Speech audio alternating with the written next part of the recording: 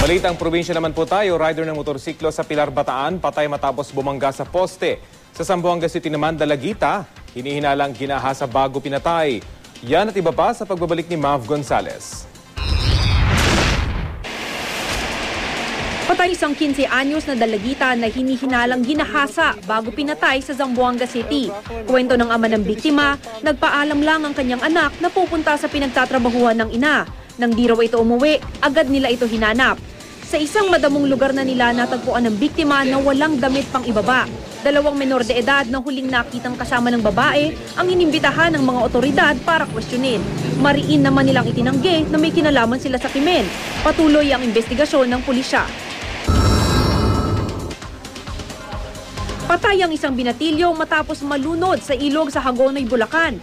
Nagpaalam daw ang biktimang si John Paulo Diaz sa ina nito na bibili lang ng pampalamig. Pero sa isang hanging bridge sa ibabaw ng ilog napadpad si John Paulo kasama ang ilang kaibigan. Kwento ng mga ito, bigla na lang daw itong tumalon sa ilog at nang di na muling nakita ay minabuti nilang humingi ng saklolo.